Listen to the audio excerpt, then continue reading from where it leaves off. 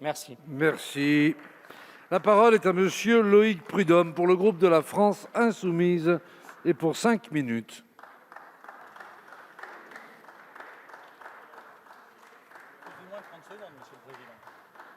J'ai noté.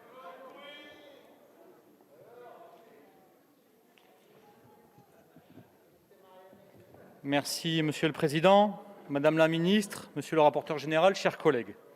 Nous avons passé 3 semaines sur ce projet de loi qui n'aura finalement qu'un impact minime sur la baisse des émissions de gaz à effet de serre et donc un résultat insuffisant pour préserver le climat.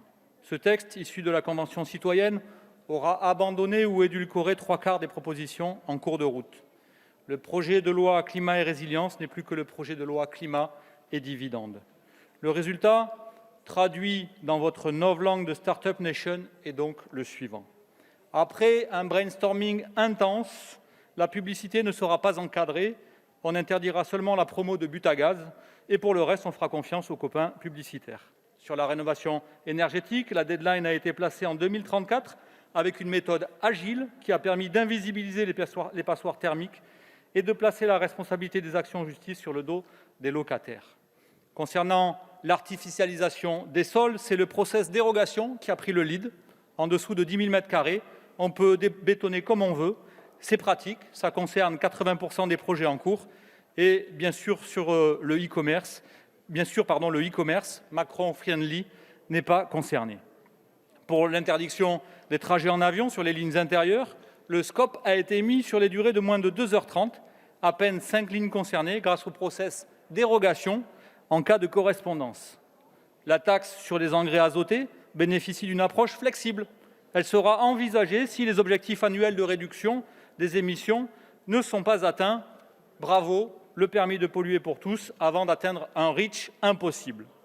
Le crime d'écocide, un peu touchy pour les amis industriels, a été disrupté en simple délit. La responsabilité environnementale des entreprises, qui n'était pas corporate pour LREM, a tout simplement disparu du pitch. Carte blanche aux pollueurs. Même chose pour le plan d'investissement dans le ferroviaire, qui, à défaut de réussir son crowdfunding public, va rejoindre la liste des choses que ce gouvernement ne fera jamais. La mise en place de la consigne du verre a changé de roadmap, donc un passage d'une obligation à une possibilité, puis une deadline supprimée. C'est donc complètement inopérant. Et enfin, médaille d'or du benchmarking, l'option végétarienne dans les cantines, petite avancée érigée en business révolution, restera de l'ordre de la bonne volonté pour les cantines gérées par les collectivités. Cette loi ne permet donc pas en l'état que de réduire de 6 à 10 millions de tonnes de CO2 nos émissions de gaz à effet de serre, là où la France devrait les diminuer de 112 millions de tonnes d'ici à 2030 pour freiner la crise climatique. Ce n'est pourtant pas faute d'avoir été force de proposition dans le brainstorming parlementaire, mais tous nos feedbacks ont été ignorés. Petit memento non exhaustif, cette fois en langue française, de ce qui aurait dû être dans ce texte, si on avait voulu en faire une vraie loi climat. Interdiction de la publicité pour les produits les plus polluants et les plus dangereux. Interdiction des trajets en avion quand il existe une alternative en moins de 4 heures. Généralisation de la consigne du verre. Généralisation du choix végétarien dans la restauration collective, publique et privée. Interdiction des coupes rases dans nos forêts.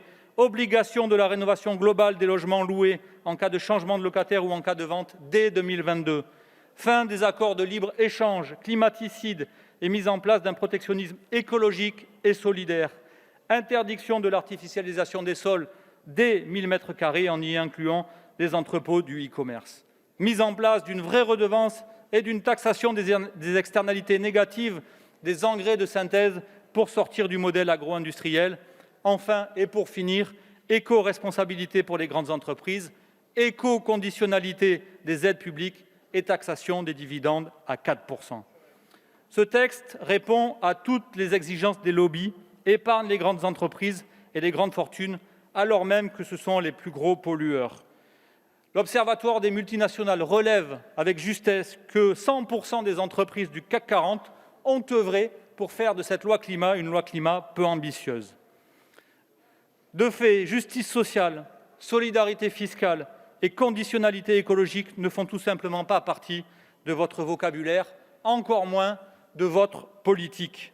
Le changement climatique a commencé et vous avez choisi de faire une loi de communication, une loi d'affichage, une loi macronienne dans toute sa splendeur. Une loi qui ne permettra pas de répondre à notre responsabilité historique face aux défis climatiques qui s'imposent à tous. C'est un texte déjà dépassé et fidèle à notre opposition à l'obsolescence programmée. Nous voterons donc contre, car nous sommes pour une République sociale et écologique. Je vous remercie. Merci. La parole